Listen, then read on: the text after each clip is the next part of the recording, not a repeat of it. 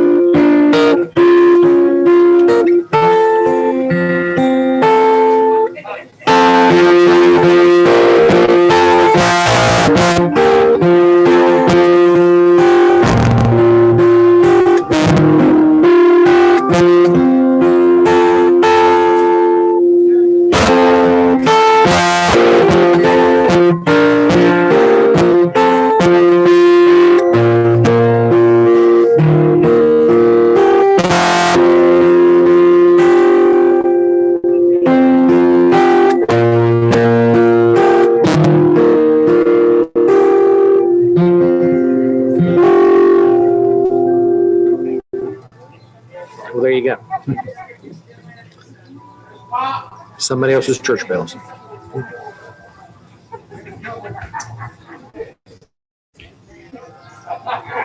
Okay, good morning. Good Sunday morning to you. Good Pentecost morning to you. It is Pentecost. At Pentecost, they talk about the flames that dance, and it's a lot of association with flames. And it's interesting, and I'm saying this for the people who are online, that we need a little more sound. How's this? Is that better? Can we kind of twist that speaker around? Well, I need a mic over there. So. Oh, yeah, okay. So let's just keep, is this better? I'll hit it a little more.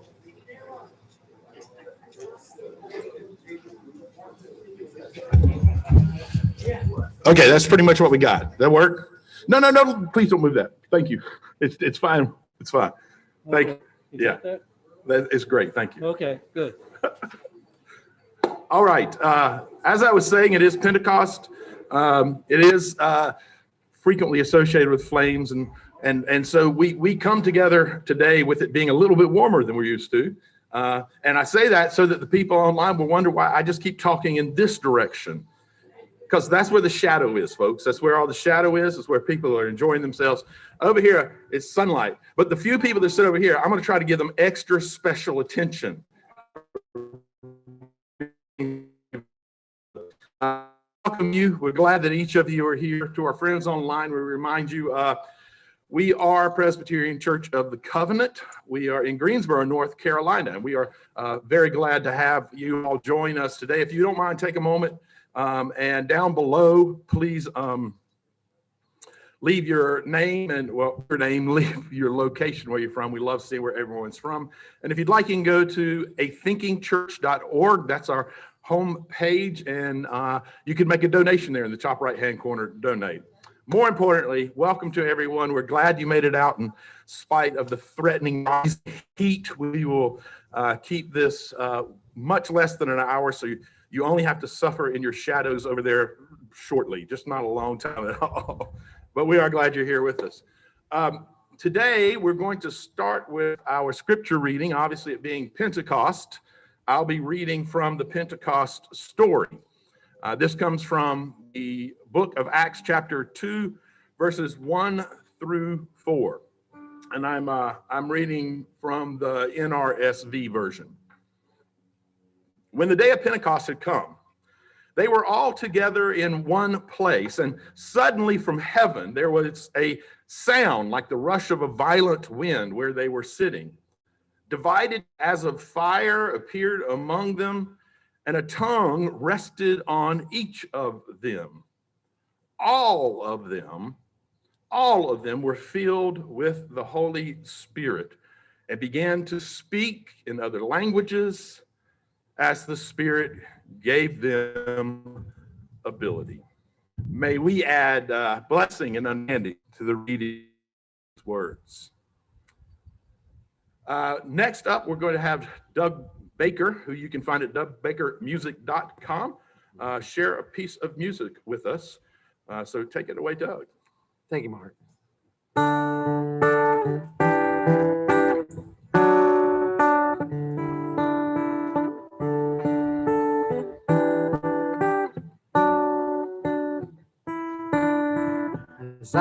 of this life, I come to realize how beautiful our time on earth can be. It's not how much you earn or the bridges that you burn that provide the key. Don't let anyone tell you what to do. Live your life and make sure it always rings true.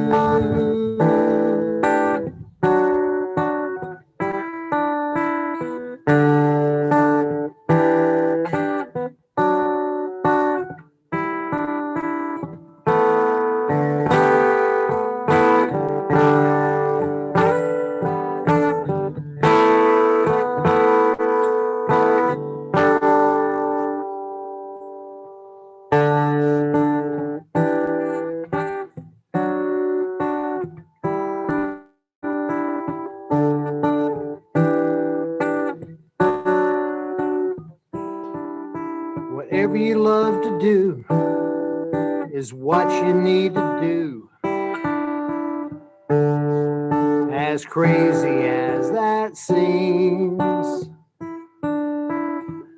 follow your bliss and you'll find a life that is more than you can dream. Don't let the darkness get a hold of you. Live in the light and make sure it always rings true.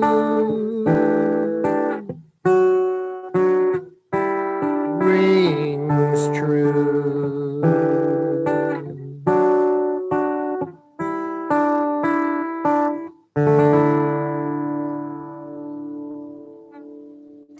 Thanks for that, Doug, very much.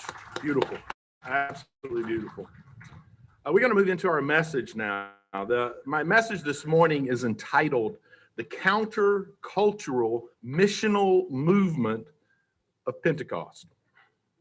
Now, as I mentioned earlier today, Pentecost is a day when Christians recount the story of the Spirit coming into the room of followers of Jesus 50 days after Jesus' tomb is found empty, hence the Penta, 50 days after.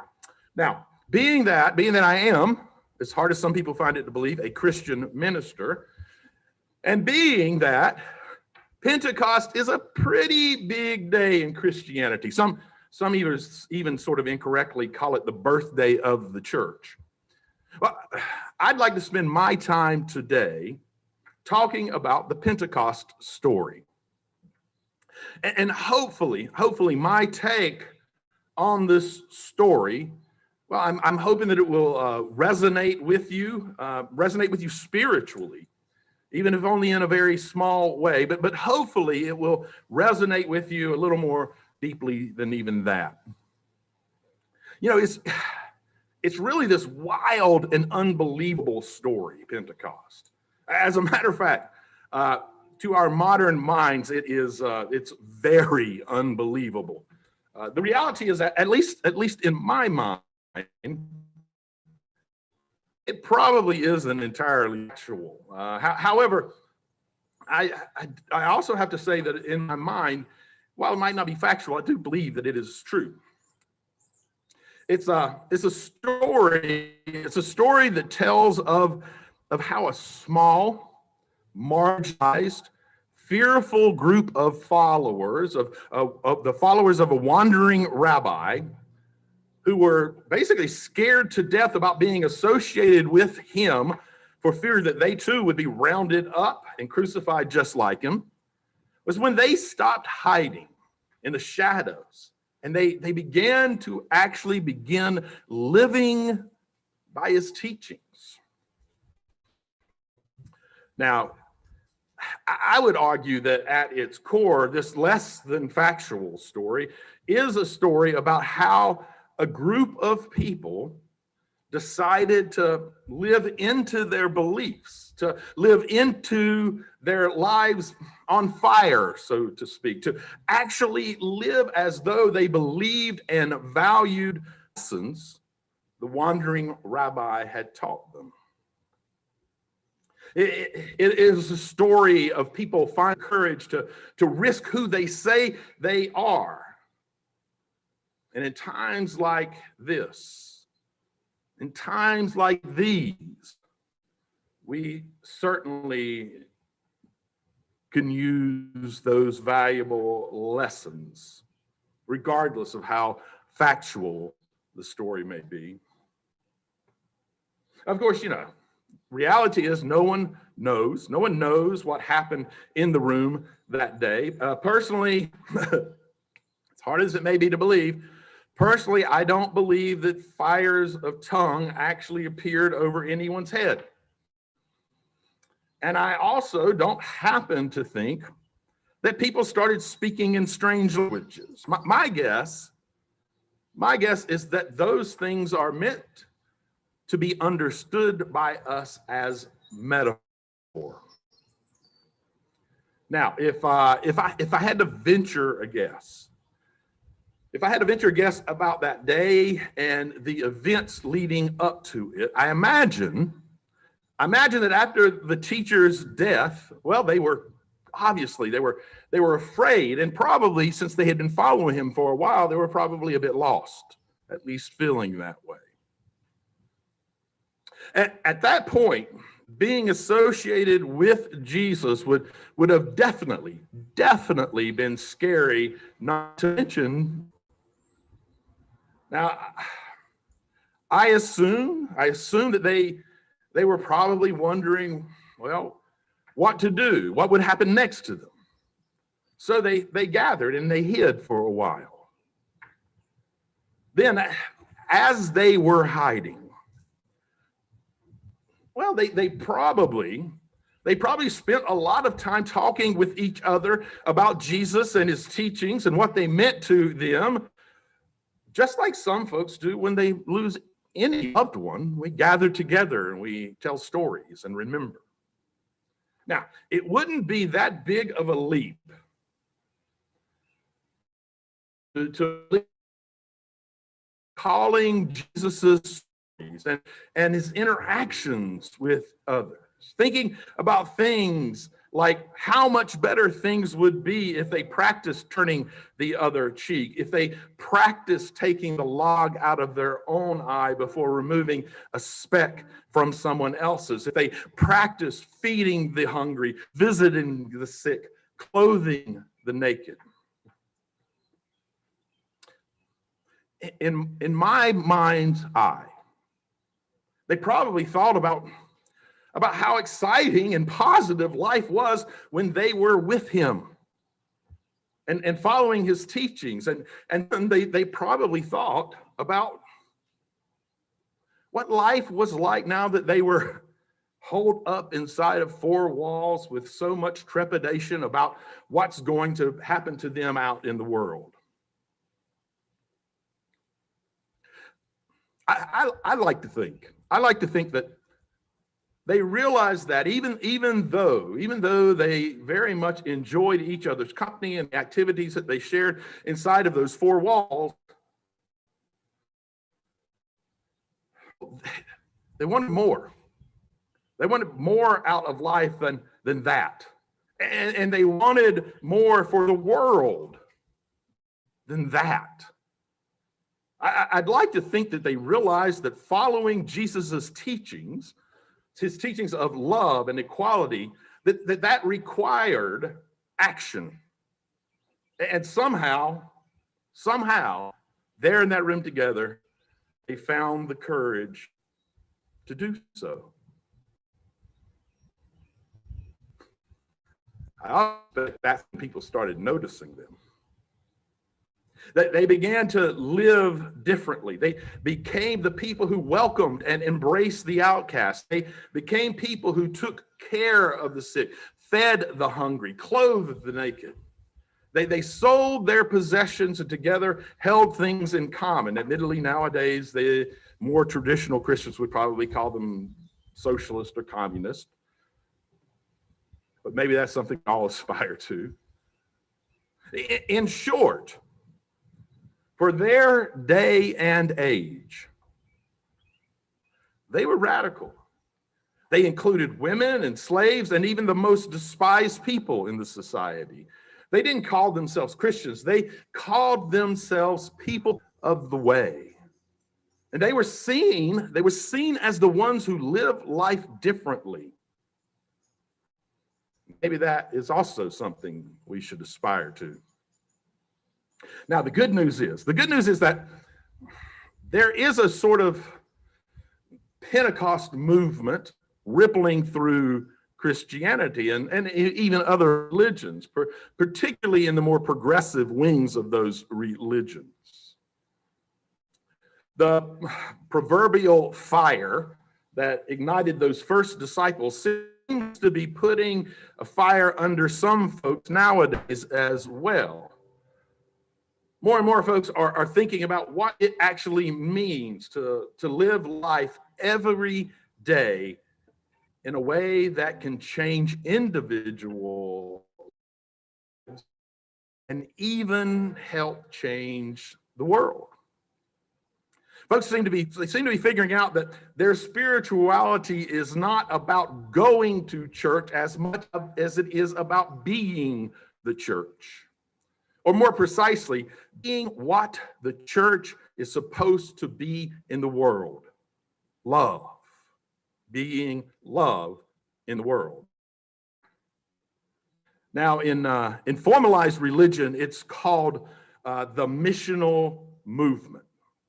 And the idea is for institutions, specifically the people in the institutions, to stop spending so much time and energy and money trying to attract people, and instead to start spending their time going out into the world. And it's not unlike the early Christian communities did after Pentecost, as they spread the teachings of Jesus by living them out in their daily lives. You know, in many ways, it's not surprising that we've ended up here. You see, in general, the church with a capital C is synonymous with the larger dominant culture. In most ways, it's no longer countercultural as it once was. It's become an arm and an agent of the corporate consumer culture in which we live, as well as a tool frequently for politics. The missional movement sees being a follower of the way as an extraordinarily counterculture way of leading life. If the church is to be an organization that takes seriously the teachings of Jesus, it should have no part in the status quo. It should not support or practice the modern consumer-driven mindset. It should be in the margins of society, not only calling out for love, equality, and compassion, but being a living example of what that love, what that equality and compassion, what they look like. One of the fascinating things about living out a missional life together is that it breaks down barriers between people of different faiths and spiritual perspectives and even heritages. When our primary focus is on love, equality, and compassion, the other differences seem to fade away into the background. Why someone is practicing love, equality, and compassion seems much less important than the fact that they are practicing love, equality, and compassion. Now, the interesting thing is, once you start practicing a missional life, it's very difficult to ever go back. Basically your life changes. Being the change you wish to see in the world, it's sort of self-reinforcing. catching the missional spirit. Catching the missional spirit means seeing that many of the things that you once were taught about life and religion might possibly be wrong. And once you see life as a mission, you just can't unsee it as being that way. When spiritual organizations take on a missional outlook, it provides them with the opportunity for the communities they exist in to see them for how they live, not what they simply profess. Story of Pentecost. While not factual, certainly should challenge spiritual people. It should challenge us to live out what we say we believe, so powerfully so, and so completely so, that we are seen as a people who live differently. Not believe, but actually live differently. In a Pentecost story, fire appears among the people. But the reality is that people live the precepts of love, equality, and compassion out in their lives, and their own fire, they become their own fire. And frequently those behaviors will cause others to, so to speak, catch fire, to become compassionate about living life out that way. So, is the Pentecost story factual? Well, I very seriously doubt it. But it does contain a whole lot of truth. And the truth is that living life holed up inside four walls pales in comparison to life on fire for love, equality, and compassion. And living lives that focus on love, equality, and compassion has a way of not only improving the world around us, but it has a way of improving our spiritual lives as well. Let it be. I'm going to go back to Doug and ask him if he would favor us with another one of his tunes. Thanks, Mark. This one is called Sweet Tea and Regrets. They go together very well.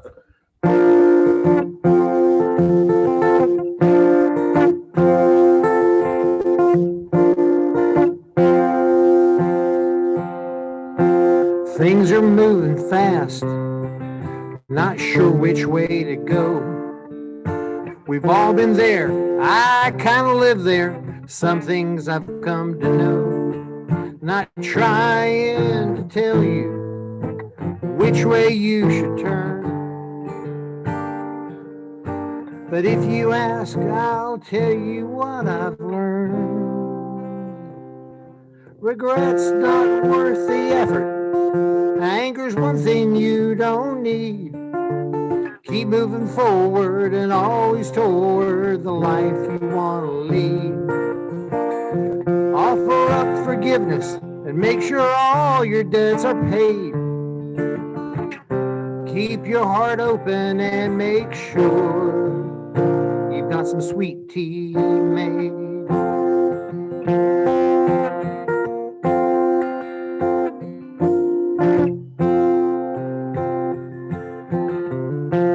You've been dealt a hand that's awful hard to play. Just don't bluff. Work on the stuff you need to get through the day. Not saying that it's easy. Not saying it's not tough. But day by day you'll find you have enough. Regret's not worth the effort. Anger's one thing you don't need. Keep moving forward and always toward the life you want to lead. Offer up forgiveness and make sure all your debts are paid. Keep your heart open and make sure you've got some sweet tea made.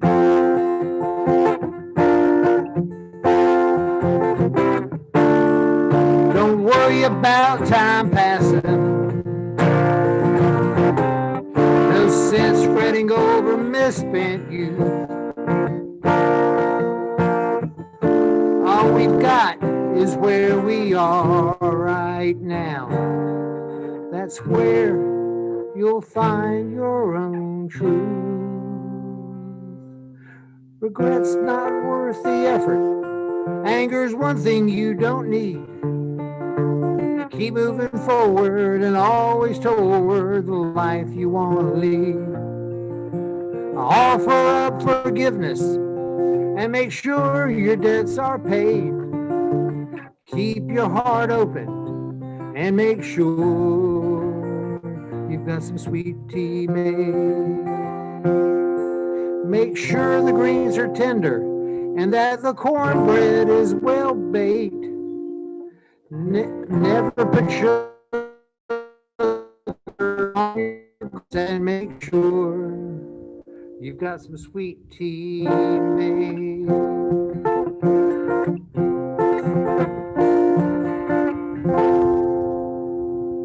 Thank you, Doug, so much. Really appreciate you being here and sharing your gifts and skills and talents with us. We're going to enter into a time where we still ourselves a little bit and go more inwardly. You can accept this, as I always say, however you would like. You can use it for a brief moment of meditation. Grab at some of the words that mean something to you, or follow along as a prayer if you would like. But for the moment, let's bow our heads together. We recognize that sometimes we fear the concept of spirit, particularly its proclivity for being unruly, unexpected, unconventional, and downright unconcerned with what we want or how things have always been done before. The thought of some spirit that stirs things up, not only stirs things up, but stirs us up, leaves many of us uncomfortable. The thought of some spirit that's not interested in the status quo with how things are, how things have been, or even how we want things to be can leave us feeling unsettled, uneasy, and somewhat uninspired.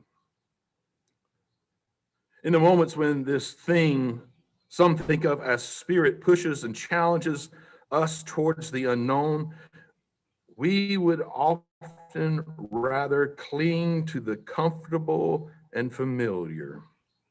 May we move beyond boundaries and language and nationality into endless and extravagant love. In this world so in need of forgiveness, peace, and healing, may we seek out those who overcome fear, who offer messages of hope, and who practice graciousness and love. Amen. Once again, I want to thank you all for being here. Thank you online, the folks who are watching online. If you would leave your location, it's always fun to see where our local community and spiritual community has reached out to and what we've all created online. So please do that. I want to thank you all for being here, for your support. And I want to particularly thank this little set of people right here in the sun. Although some of you thought you were getting away with something, but that sun snuck up on you anyway. But I'm thankful for each of you. Really glad that you're here. I hope that we will see you next week. And I have a brand new blessing that I'd like to try. So it's going to take me a moment to memorize it. So for now, I'll be reading it. May you walk in harmony with each other and the creation, recognizing that we are one. May you be happy, free, and full of love. And may your thoughts, words, and actions contribute to happiness, freedom, and love for all. Go now in peace and in love.